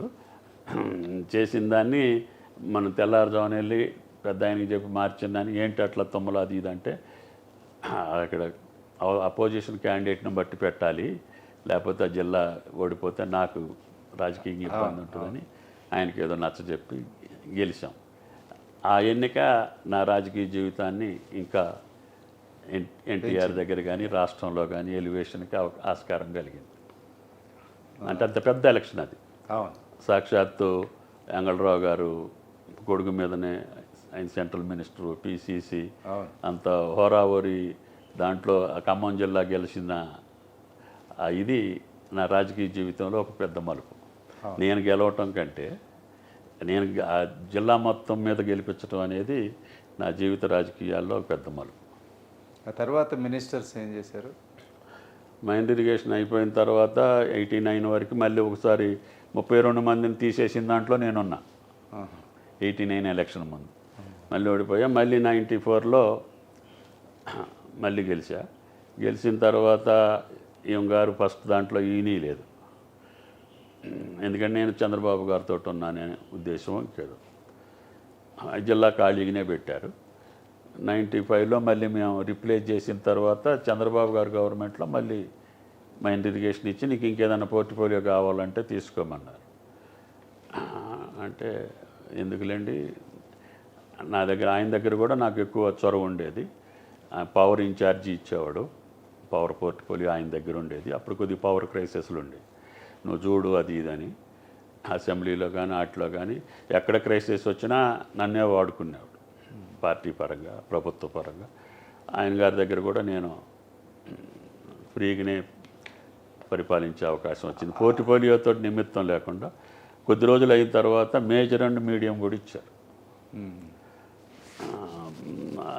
99 వరకు. అప్పుడు కేఈ కృష్ణమూర్తి గారు మేజర్.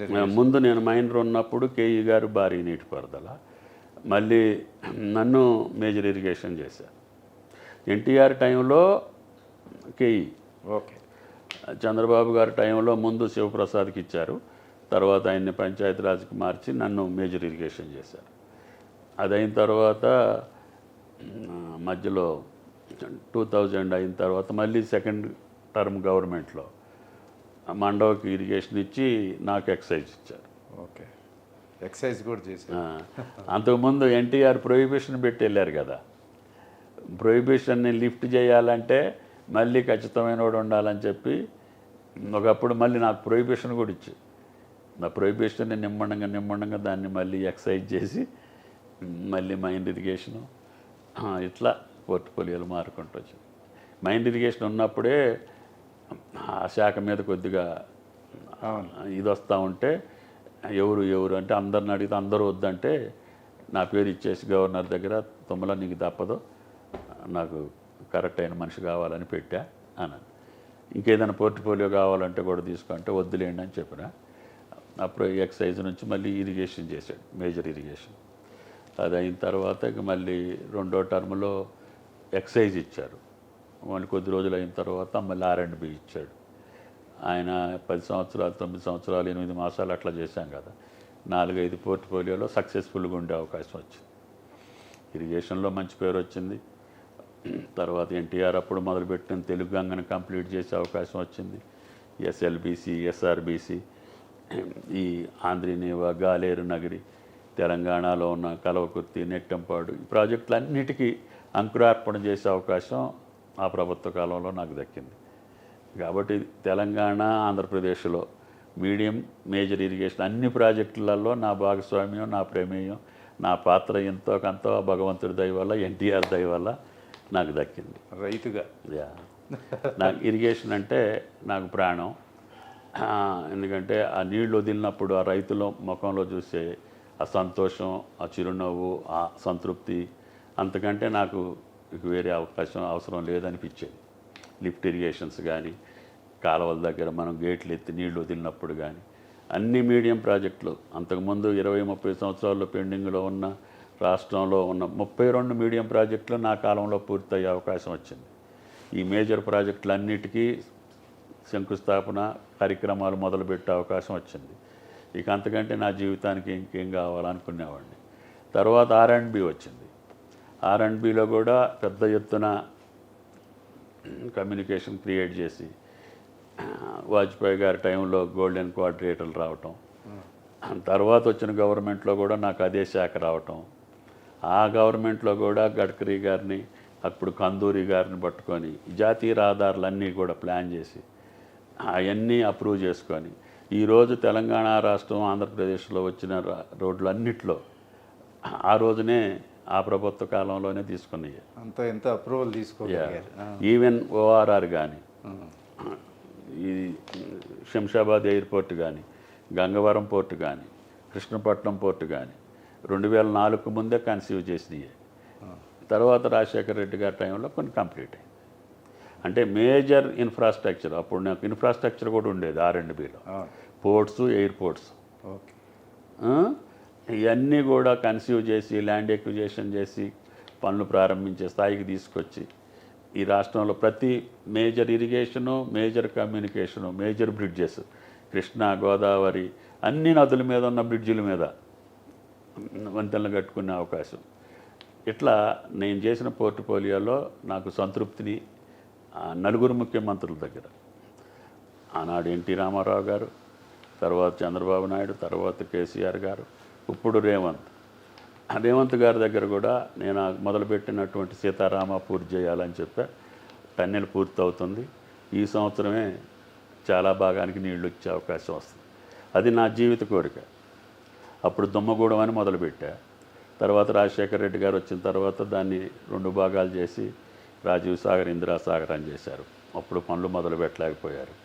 తర్వాత గవర్నమెంట్లో పట్టుబట్టి దానికి మొదలుపెట్టించారు.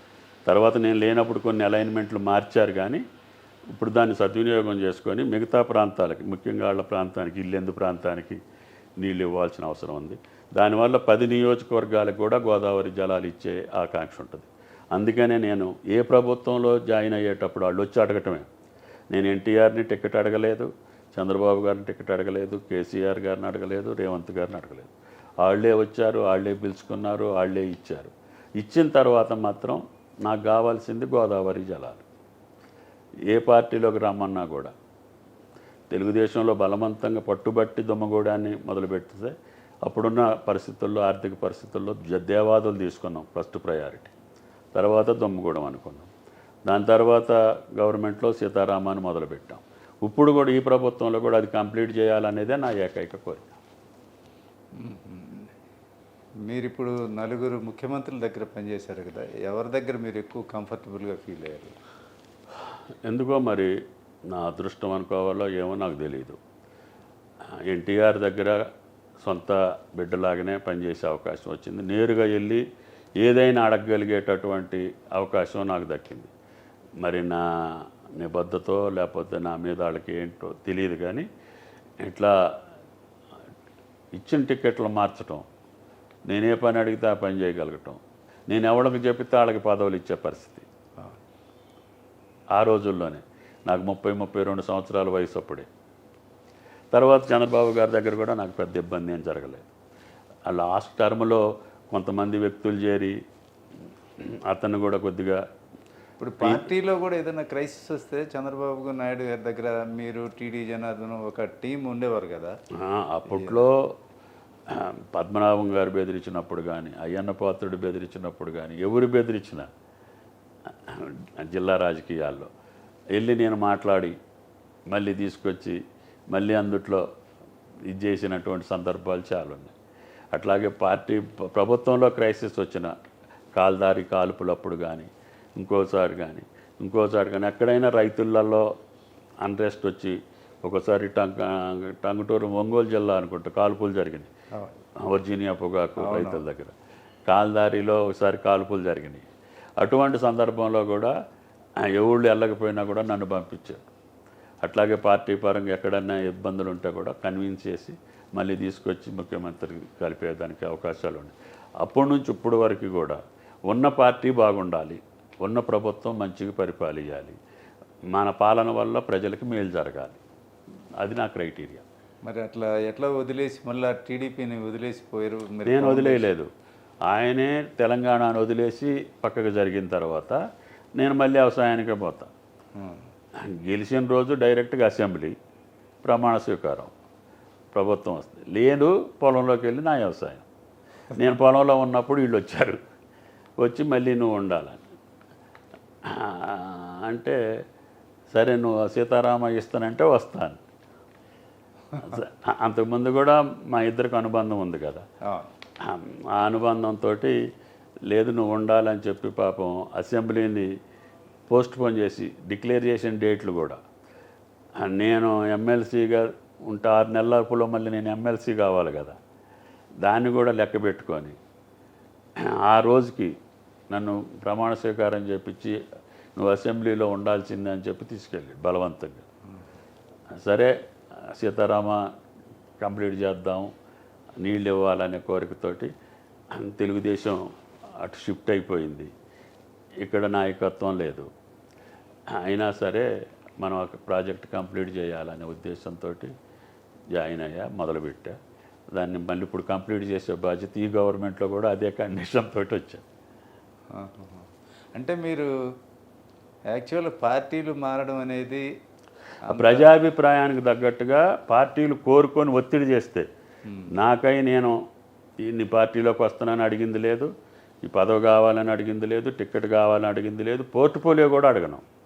మీరు ఆ 4 ముఖ్యమంత్రుల్లో ఇప్పుడు 3 ఉన్నారు కదా, ఒక ఎన్టీఆర్ఏ లేడు, కానీ 3 అడగండి, ఆయన ఎప్పుడన్నా పోర్ట్ఫోలియో కోసం కానీ టికెట్ కోసం.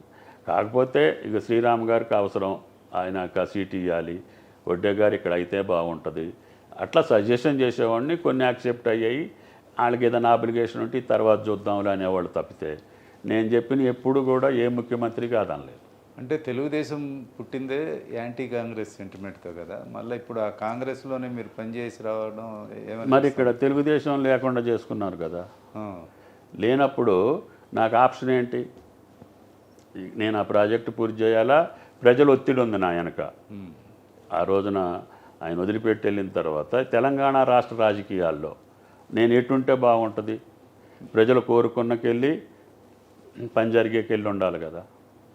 నా గౌరవం, నా ఆత్మగౌరవంతో పాటు నా ఇంటికి వచ్చి పిలిచి నాకు గౌరవం ఇచ్చేటప్పుడు నా పని కోసం, నా ప్రజల కోసం నేను నిర్ణయం తీసుకోవాల్సిన అవసరం వచ్చింది. ఇప్పుడు అసలు టీఆర్ఎస్ఏ లేనప్పుడు ఖమ్మం జిల్లాలో మిమ్మల్ని పిలిచి టీఆర్ఎస్ తరఫున పోటీ చేయించి పదవి ఇచ్చారు కదా, ఆ పార్టీని ఎందుకు క్విట్ చేయాల్సి వచ్చింది? మరి వాళ్ళే దాన్ని కూడా వాళ్ళే వదులుకున్నారు. సరే, పెద్ద ఆయన కేసీఆర్ మనసులో ఏముందో నాకు తెలియదు, కానీ నా కుటుంబం ఒత్తిడి వల్లనో ఏమో నన్ను ఆయన వదిలిపెట్టడానికి సిద్ధంగా ఉన్నా నేను అనుకోలేదు. అయినా సరే 5 సంవత్సరాలు నా వ్యవసాయం నేను చేసుకుంటూ కూర్చున్నా. ఆఖరి రోజు కూడా నన్ను పిలవలేదు, మళ్ళీ పొలంలోకే వెళ్ళా. మళ్ళీ వీళ్ళు వచ్చారు ఢిల్లీ నుంచి. ఓకే వచ్చి మీరు తప్పకుండా రావాలి, మీరు ఉండాలి అని పట్టుబట్టారు. అంటే రేవంత్ కూడా మిత్రుడే కాబట్టి వీళ్ళందరికంటే ముందు ఢిల్లీ నుంచి వచ్చిన తర్వాత రేవంత్ని పంపించారు, భట్టి గారిని పంపించారు, ఇదే ఇంట్లో ఠాక్రే గారు వచ్చారు, అందరూ వచ్చారు. అప్పుడు కూడా నేను నిర్ణయం ప్రజల కోసం చేయాల్సి వచ్చింది. వాళ్ళు చేసినటువంటి రాజకీయ నిర్ణయానికి, నేనున్న పార్టీ చేసిన నిర్ణయానికి నాకు కూడా కొంచెం బాధ మనసులో, వాళ్ళు చేసినటువంటి తీరు. కాబట్టి వాళ్ళకి ఛాలెంజింగ్ అనుకోండి, లేకపోతే నేను గెలిచి నిలవాలి. 40-50 సంవత్సరాల్లో నేను నిబద్ధతతోటి పనిచేసి నిస్వార్థంగా ఏ పార్టీ ఉంటే ఆ పార్టీ గెలుపు కోసం, దాని అభ్యున్నతి కోసం పనిచేసి, ఆ ప్రాంత అభివృద్ధి కోసం పనిచేసి, ఇంత నిక్కచ్చిగుండి గెలిచి నిలవాలి, ఓడిపోయి ఇంట్లో ఉండకూడదు. మీరు ఫస్ట్ టైం ఎమ్మెల్యే అయినప్పుడు కానీ మంత్రి అయినప్పుడు కానీ ఖమ్మం జిల్లాలో ఇద్దరు తెలుగుదేశానికి ప్రాతినిధ్యం వహిస్తూ ఉన్నారు. మిగతాదంతా కమ్యూనిస్టులకు కంచుకోట. మరి ఆ జిల్లాలో నెగ్గుకు రావడం అనేది గొప్ప విషయమే. అయితే కమ్యూనిస్టు పార్టీలతో అప్పుడు ఇప్పుడు మీ సంబంధాలు ఎలా ఉన్నాయి? పార్టీలతోటి అదే పద్ధతి ఉంది, కానీ అప్పుడున్న నాయకులు ఇప్పుడు లేరు. అప్పుడు కొరటాల గారు జిల్లా రాష్ట్రానికి సెక్రటరీగా ఉండేవాడు, తర్వాత రాఘవులు గారు వచ్చారు, అక్కడ రాజేశ్వరరావు గారు ఉండేవాళ్ళు, తర్వాత పెద్ద పెద్దోళ్ళు ఆ రోజుల్లో సుందరయ్య గారు ఉన్నప్పుడే నేను అసెంబ్లీలో చెన్నమనేని రాజేశ్వర ఇటువంటి వాళ్ళు ఉన్నప్పుడు. కానీ ఆ తరం లేకుండా రెండో తరంలో కూడా బోడిపూరి గారు కానీ రజిబల్లి గారు కానీ ఇటువంటి సిపిఐ సిపిఎం మిత్రులు, ఎక్కువ గిరిజన ఎమ్మెల్యేలు కూడా ఉండేవాళ్ళు. మాకు చాలా నిబద్ధత, నిక్కచ్చి, నిజాయితీ. వాళ్ళతోటి పనిచేయటం నాకు చాలా ఆనందంగా ఉండేది. ఎందుకంటే ఎక్కువ గిరిజన ప్రాంతం ఉండటం, ఎక్కువ గిరిజనులు ఉండటం, వాళ్ళ సిద్ధాంతాలకు అనుగుణంగా ఎన్టీఆర్ పాలన కానీ తెలుగుదేశం పాలన కానీ కొనసాగటం, వాళ్ళందరికీ వాళ్ళు ఉద్యమాలు చేసిన కార్యక్రమాలన్నీ పూర్తి చేసే అవకాశం రావటం, తద్వారా నాకు జిల్లా మొత్తానికి కూడా సిపిఎం, సిపిఐ, ఈవెన్ నక్సలైట్స్ పార్టీలు కూడా, ఎంఎల్ పార్టీ కూడా నేనంటే అభిమానించే పరిస్థితికి తీసుకొచ్చుకున్నా.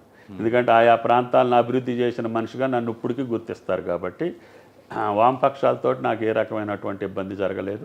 ఇప్పటికీ కూడా ఆ ఫిలాసఫీలో ఉన్న మనుషులతోటి నాకు ఇబ్బంది లేదు.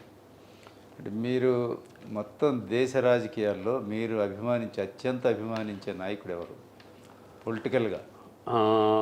ఫస్ట్ నేను వాళ్ళని చూడలేదు, నాకు అనుబంధం లేదు, కానీ సర్దార్ వల్లభాయ్ పటేల్.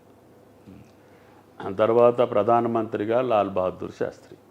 ఓకే, మీకు ఇప్పుడు ఇన్నేళ్ల 40 ఏళ్ల రాజకీయ జీవితంలో మీకు బాగా సంతృప్తినిచ్చిన సందర్భం ఏంటి? ఇంకా నేను పూర్తి సంతృప్తికి రాలేదు, కానీ నేను కట్టినటువంటి ప్రాజెక్టులు, నా హయాంలో పూర్తయిన ప్రాజెక్టుల యొక్క నీటి విడుదల ముఖ్యమంత్రుల సమక్షంలో, ఎన్టీఆర్ సమక్షంలో కానీ, చంద్రబాబు గారు కానీ, కేసీఆర్ గారు కానీ, నేను భక్త రామదాసు 6 నెలల్లో కట్టి నీళ్ళు వదిలితే అత్యంత కరువు పీడిత ప్రాంతమైనటువంటి పాలేరు ఇవాళ పసిడి పంటలు పండుతున్నాయి. అంతకుముందు ఎన్టీఆర్ టైంలో ఎన్టీఆర్ కాలువ చేసి యమసూరు మండలాన్ని ఈనాడు పసిడి పంటలతోటి తొలతూగేటట్టు చేసి ఖమ్మం జిల్లాలో ఉన్న 46 మండలాలకి నీటి సౌకర్యం కల్పించినటువంటి అదృష్టం నాకు దక్కింది. అదే నీళ్లు వదిలేటప్పుడు ఉండేదే ఎక్కువ సంతృప్తి. తర్వాత ఆ ప్రాంతం జరిగినటువంటి అభివృద్ధి, నేను మహబూబ్ నగర్ వెళ్ళినా, లేకపోతే ఆదిలాబాద్ వెళ్ళినా, ఆదిలాబాద్లో కూడా అనేక మీడియం ప్రాజెక్టులు కట్టాం. నేను నీళ్ళు వదిలే రోజు ఉన్నటువంటి వాళ్ళ ఆర్థిక పరిస్థితి, ఈనాడు 20-30 సంవత్సరాల తర్వాత వాళ్ళ ఆర్థిక పరిస్థితి, ఆ ప్రాంత అభివృద్ధి చూస్తే అదే నాకు మనసుకు సంతృప్తి. అదండి, ఇప్పుడు మీరు బాగా అంటే రాజకీయంగా అయ్యో తప్పు చేశానని బాధపడ్డ రోజు ఏదైనా ఉందా? నాకై నేను ఎప్పుడూ తప్పు చేయలేదు. ప్రజల కోరికున్న కోరిక ఏదైనా తప్పు అయితే నాకు అయితే ప్రజల కోరిక ఎప్పుడూ తప్పు కాదనేది నా ఉద్దేశం. ప్రజలు ఎప్పుడూ తప్పు చేయరు. నన్ను ఓడించినప్పుడు తప్పు కాదు, అది గెలిపించినప్పుడు ప్రజలు ఎప్పుడూ తప్పు చేయరు. మనం చేసుకున్న తప్పుల వల్లనో, మన పార్టీ చేసిన తప్పుల వల్లనో, అప్పుడున్నటువంటి పొలిటికల్ ఈక్వేషన్స్లో 1-2 సార్లు ఓడిపోయినా అదే ప్రజల తప్పుగా నేను భావించను. మనమ్మట ఉన్నటువంటి కొంతమంది స్వార్థపరులు, లేకపోతే ఇంకొక వ్యక్తుల యొక్క వాళ్ళ యొక్క కార్యక్రమాల వల్ల ఆ షేడు నా మీద పడి, లేకపోతే ఆ పార్టీలతో ఉన్నటువంటి షేడు నా మీద పడి, ఇప్పుడు నేనున్న రాజకీయ పార్టీ ఒకప్పుడు మిత్రపక్షాలతో ఉండాల్సిన పరిస్థితి వచ్చేది. అప్పుడు మిత్రపక్షాలకు వ్యతిరేకంగా ఉన్న పార్టీలు నన్ను వ్యతిరేకిస్తాయి. మళ్ళీ ఒక్కొక్కసారి బీజేపీకి అనుకూలంగా ఉండాల్సిన పరిస్థితులు వచ్చినాయి. అప్పుడు వామపక్షాలు నన్ను వ్యతిరేకించే పరిస్థితులు వస్తాయి. అట్లాగే కమ్యూనిటీ పరంగా మేము బీజేపీకి దగ్గరగా ఉన్నప్పుడు ముస్లిం కమ్యూనిటీ మాకు దూరం కావచ్చు. లేకపోతే రాష్ట్రంలో జరిగిన సంఘటనలు ఒక్కొక్కప్పుడు రంగా ఇది జరిగినప్పుడు ఆ కమ్యూనిటీ మా మీద పార్టీకి వ్యతిరేకంగా ఉండొచ్చు. అట్లా రాష్ట్ర రాజకీయాల్లో జరిగినటువంటి మార్పుల వల్ల నేనున్నటువంటి పార్టీకి నష్టం జరిగేటప్పుడు ఆ నష్టం నేను కూడా భరాయించా. అప్పుడు చంద్రబాబు గారు 2వ టర్మ్లో చేసినటువంటి కొన్ని కార్యక్రమాల వల్ల ప్రజల్లో వ్యతిరేకత వచ్చి కరువు, కరెంటు లేకపోవటం, ఇది ఆ ప్రభావం నేను బీజేపీతో ఉండటం వల్ల నేను ముస్లిమ్స్ ఎక్కువ ఉన్న నియోజకవర్గంలో నిలబడ్డప్పుడు ఆ ప్రభావం నా మీద కూడా పడుద్ది. అయినా పార్టీ వల్లనే కదా మనం గెలిచేది. నష్టపోయినా కూడా పార్టీ వల్ల నష్టపోయినప్పుడు మనం బాధపడకూడదు. ఆ పార్టీకి ఉన్న అవసరాల దృష్ట్యా నాయకత్వం ఏది చెప్తే దానికి అనుగుణంగా మనం పనిచేయాలి తప్ప నువ్వు నిర్ణయాన్ని ముందు చెబుతాం ఇది నువ్వు చేయొద్దని, ఆయన నిర్ణయం తీసుకున్నాక దానికి ఫాలో అవుతాం. అట్లా కొన్నిసార్లు నష్టం జరిగింది. ఇప్పుడు వ్యవసాయ శాఖ మంత్రిగా ఉన్నారు కదా, ఇప్పుడు ఈ బాధ్యత తీసుకున్నాక మీరు అనుకున్న మేరకు రైతులకు న్యాయం చేయగలుగుతున్నారా? అంటే రైతుల పరంగా 2 సంవత్సరాల కాలం మాది. గతంలో ఉన్న పథకాలను కొనసాగించాల్సిన పరిస్థితి వచ్చింది. కాంగ్రెస్ పార్టీ ఇచ్చినటువంటి వాగ్దానాలు నెరవేర్చాల్సిన పరిస్థితి వచ్చింది. 2 భారమే. అప్పుడు ఉన్నటువంటి పథకాల యొక్క ఇది ఇప్పుడు వీళ్ళు ఇచ్చినటువంటి వాగ్దానాల ఫలితంగా అత్యధిక నిధులు కావాల్సిన పరిస్థితి వచ్చింది. రాష్ట్ర ఆర్థిక పరిస్థితి అంత సంతృప్తిగా లేదు. అయినా సరే ముఖ్యమంత్రి ధైర్యంగా ఆయన రుణమాఫీ, అదేవిధంగా రైతు భరోసా, ఒకరోజు అటో ఇటో పంటల కొనుగోలు ఉన్న దాంట్లో తెలంగాణ రాష్ట్రాన్ని అగ్రగామిగా తీసుకురావడానికి భగవంతుడు ప్లస్ ప్రభుత్వ కార్యక్రమాలు సహకరించి ఈరోజు వరి అత్యధికంగా పండించినటువంటి రాష్ట్రం, చిన్న రాష్ట్రం. ఇంతకుముందు ఆంధ్రప్రదేశ్ అన్నపూర్ణ అనేవాళ్ళు. ఇప్పుడు ఆంధ్రప్రదేశ్ తలదన్ని తెలంగాణ వచ్చింది. పంజాబ్, హర్యానాలను కూడా మించి మేము దిగుబడి పెంచుతున్నాం. ఆ రైతులకు కూడా బోనస్ ఇచ్చే పరిస్థితి. అదేవిధంగా వాళ్ళకి కష్టకాలంలో కూడా యుద్ధాలు జరుగుతున్న యూరియా దేశానికి రాకపోయినా కేంద్రం మీద ఒత్తిడి తీసుకొచ్చి ముఖ్యమంత్రి సహకారంతో అనుకున్న సమయానికి రాలేకపోయినా యూరియా సప్లైలో కానీ, అదేవిధంగా రుణమాఫీ విషయంలో కానీ, రుణ కల్పనలో కానీ, పంటల కొనుగోళ్ళు, ఇప్పుడు మొక్కజొన్న, జొన్నలు ఇటువంటి పంటలు ఏ రాష్ట్రం కొంటల్లా కేంద్రం ఎంఎస్పి ప్రకటించి చేతులు దులుపుకున్నా కూడా ఒక్క తెలంగాణ రాష్ట్రమే భారమైనప్పటికీ కూడా ఆ పంటలు కొనుగోలు చేసి రైతుని నిలబెట్టగలుగుతున్నాం. ఇట్లా వరి ప్రొక్యూర్మెంట్లో కూడా భారతదేశంలో తెలంగాణ ఈజ్ నెంబర్ 1, దిగుబడిలో నెంబర్ 1. మిగతా పంటలన్నీ కూడా భగవంతుడి దయ వల్ల. ఇప్పుడు నా కోరిక ఏంటంటే క్రాప్ డైవర్సిఫికేషన్కి వెళ్ళాల్సిన పరిస్థితి వచ్చింది. ఈ ఏడాది మొక్కలు ఎక్కువ, అందుకని పత్తి, మిర్చి వల్ల రైతుల యొక్క జీవితాలు కొంచెం ఫ్లక్చువేషన్లో ఉండి కింద మీద పడుతున్నారు. అటువంటి ప్రాంతాలన్నింటినీ కూడా ఆయిల్ ఫామ్ వేయాలని చెప్పి నేను వచ్చిన తర్వాతనే 1.5-2 లక్షల ఎకరాలు ప్లాంటేషన్ అయింది. మొదట వేసినటువంటి పంటలన్నీ కూడా ఈరోజు హార్వెస్టింగ్కి వచ్చినాయి. భగవంతుడి దయ వల్ల రేటు కూడా మంచిగా వచ్చింది. భారతదేశంలో హయ్యెస్ట్ రేటు 23,500 ఉంది టన్ను. మంచిగా పండించుకున్న వాళ్ళకి 13, 14, 15 టన్నులు వస్తుంది. కాబట్టి అకాల వర్షాలకు కానీ, కరువుకు కానీ, కాటకాలకు కానీ నిలబడే ఏకైక పంట ఇప్పుడున్న పరిస్థితుల్లో ఆయిల్ పామ్. అందుకని దాన్ని ప్రమోట్ చేస్తున్నా. మొన్ననే ఒక ఫ్యాక్టరీ ఓపెన్ చేశా. ఈ నెలలో ఇంకొక ఫ్యాక్టరీ ఓపెన్ చేస్తున్నా.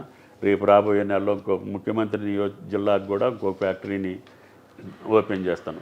ఇట్లా హార్టికల్చర్ని ఎక్కువ ప్రమోట్ చేసి ఏదైతే ఈ రాష్ట్రానికి కావాల్సిన పంటలు ఉన్నాయో, కూరగాయలు డిఫిసిట్ ఉంది, పప్పు ధాన్యాలు డిఫిసిట్ ఉన్నాయి, నూనె గింజలు డిఫిసిట్ ఉన్నాయి, హార్టికల్చర్ పెంచాల్సిన అవసరం ఉంది. వాటి మీద ఫోకస్ చేస్తున్న ముఖ్యమంత్రి గారి యొక్క సహకారం, క్యాబినెట్ సహకారంతో ఇప్పుడు వరకు వ్యవసాయ రంగానికి తెలంగాణ రాష్ట్రం చేసినంత ఖర్చు 1,00,000 కోట్లు 2 సంవత్సరాల్లోనే రైతుల జేబుల్లో వేయటమే కాకుండా నష్టాన్ని కూడా భరిస్తున్నాం. సివిల్ సప్లైస్లో 1,000 కోట్ల నష్టం వస్తుంది. ఈవెన్ జొన్నలు కొంటే కూడా 10,000 కోట్ల నష్టం వస్తుంది. నష్టం వచ్చినా తెలంగాణ రైతును నిలబెట్టాలనే ఉద్దేశంతో వేరే వాటిలో ఎక్కడైనా ఇబ్బందులున్నా ముఖ్యమంత్రి ధైర్యంగా ఈ పంటల కొనుగోలు కానీ పంటల పెట్టుబడికి కానీ కావాల్సిన ఇన్ఫ్రాస్ట్రక్చర్ కావాల్సిన సహాయ సహకారాలు ఉన్నాయి కాబట్టి నాకు నీటిపారుదల ఇచ్చినా రహదారులు ఇచ్చినా రైతుల కోసమే చేశా. ఈ వ్యవసాయ రంగం నేరుగా చేస్తున్నా కాబట్టి వాటిని సద్వినియోగం చేసుకొని వ్యవసాయ రంగంలో కూడా నెంబర్ 1గా ఉంచాలనేది నా కోరిక. లాస్ట్ క్వశ్చన్, ఇప్పుడు మీరు మరి ఇన్నేళ్ళగా ఎంత సర్వీస్ చేశారు, ఇప్పుడు అందరికీ చాలామందికి, అందరికీ అనం కానీ చాలామందికి వాళ్ళ వారసులు రాజకీయాల్లోకి వస్తున్నారు. మీరు ఏమైనా వారసత్వ రాజకీయాలను మీరు ఏమైనా ఎంకరేజ్ చేస్తున్నారా? వారసత్వానికి నాకున్న వరి పొలం వాడికి వెళ్తుంది, నాకున్న భూమి వెళ్తుంది, నాకున్న ఆస్తి వెళ్తుంది. కానీ రాజకీయం వారసత్వంగా వస్తుంది అనేది నేను నమ్మను. అట్లా ఇచ్చిన వాళ్ళ వారసత్వాలు కూడా నేను చాలామంది చూసా, నిలుపుకోలేకపోయారు. నా లెగసీ కానీ నా కష్టం కానీ నా చరిత్ర కానీ నా బ్యాక్గ్రౌండ్ ఒకసారికి ఉపయోగపడుతుందేమో కానీ అది కూడా నేను ప్రోత్సహించను. ఎందుకంటే ఈనాటి రాజకీయ పరిస్థితుల్లో నేను 11 సార్లు పోటీ చేసి 11 సార్లు ఇంకొక వేరే అభ్యర్థులు గెలిపించినా కూడా ఎవరిని చేయి చాచకుండా వాళ్ళు ఇచ్చినటువంటి దీంతో సహాయంతో నేను రాజకీయం చేశాను. నేను మొట్టమొదటిసారి తెలియక నేను ఖర్చు పెట్టింది అప్పు చేసి 60,000. ఓకే. ఆ అప్పు తీర్చడానికి మా అన్న ఉన్న ధాన్యం ఉన్న చరాస్తులు కూడా అమ్మేసి నాకు తెలియకుండానే అప్పు తీర్చేసాడు. ఆ రోజు నుంచి ఈ రోజుకి నేను ఎన్నికల కోసం అప్పు చేయను, ఎవరిని అడగను. సరిపోతేనేమో అసెంబ్లీ, చాలకపోతే పొలం వెళ్తా. That is my concept. అట్లా ఇప్పుడు జరుగుతుందా? అంత క్లీన్ పాలిటిక్స్ ఇప్పుడు లేనప్పుడు మరి నా కొడుకుని నేను అష్టకష్టాలు పాలు చేయాలా, అప్పులు పాలు చేయాలా, అవమాన పాలు చేయాలా, అది మీరు డిసైడ్ చేయండి. అదే అంటే స్వతహాగా ఉండాలి కదా, తనకు ఆసక్తి ఉందా మీ కుమారుడికి? ఉండొచ్చు, కానీ ఆ ఆసక్తితోటి పాటు అనువైనటువంటి రాజకీయ పరిస్థితులు. ఓడిపోయినోడిని ఎన్టీ రామారావు 202 సీట్లు గెలిచినప్పుడు పిలిపించుకొని పక్కన కూర్చుకునే పెట్టుగా నాయకత్వం ఉందా?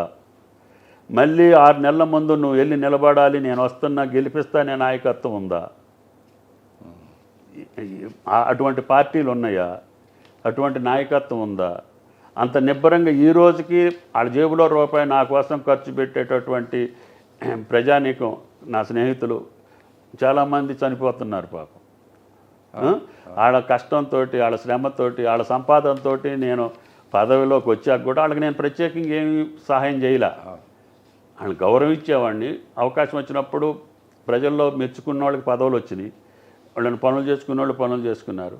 వాళ్ళ పిల్లలకి ఏదో కాలేజీ సీట్లో మంచో చెడ్డో ఇటువంటి ప్రభుత్వ పరంగా తప్పు చేయకుండా చేసే పనులు చేసే తప్పితే ప్రత్యేకంగా నా ఎమ్మట ఉన్నటువంటి అనుచరులకు కూడా నేను సంతృప్తికరంగా చేయలేను. సామూహికంగా అంటే నేను చేసినంత ఎవడూ చేయలేడు. వ్యక్తిగతంగా మీ అబ్బాయి సీట్ అడుగుతాడు, వడ్డేగారి అబ్బాయి కూడా సీట్ అడుగుతాడు. మీ అబ్బాయికి మార్కులు తక్కువ ఉన్నాయి, ఆయనకి ఎక్కువ ఉన్నాయి, ఒకే సీట్ ఉంది, నేనేం చేయాలి? యు గో బై మెరిట్ అంట. ఆయన వద్దు, ఆయనకి నష్టం చేసి నీకు ఏమని చెప్పేదానికి నాకు ఇష్టం ఉండదు. అట్లా వ్యక్తిగతంగా అయినప్పుడు వ్యక్తిగతమైనటువంటి కోరికలు తీర్చడం సాక్షాత్తు భగవంతుడి వల్ల కూడా కాదు. సామూహికమైనటువంటి కార్యక్రమాలు చేసినప్పుడే నాకు సంతృప్తి. వ్యక్తిగతం కూడా రీజనబుల్గా ఉంటే చేయగలిగినవి చేస్తా, ఏది రిజెక్ట్ చేయను. కానీ అన్రీజనవి కూడా అందరూ అడిగినప్పుడు, అక్కడ అవకాశాలు తక్కువ ఉన్నప్పుడు వాళ్ళు నన్ను కొంచెం అనుమానిస్తారు, చెప్తే కాకపోయిందని. కానీ అక్కడ పద్ధతులు, ఆ రోజుల్లోనేమో ఉద్యోగాలు కావాలంటే పోస్టులు ఖాళీగా ఉండేవి. ఇప్పుడేమో ఉద్యోగ కావాలనుకున్న వాళ్ళు ఎక్కువ, ఇక్కడ ఉన్నటువంటి ఖాళీలు తక్కువ. అందుకనే అన్నిటికీ మార్గం, ఈ సమస్యలన్నీ పరిష్కారం కావాలంటే కష్టపడి వ్యవసాయం చేస్తే అన్ని సమస్యలు పరిష్కారం అవుతాయి.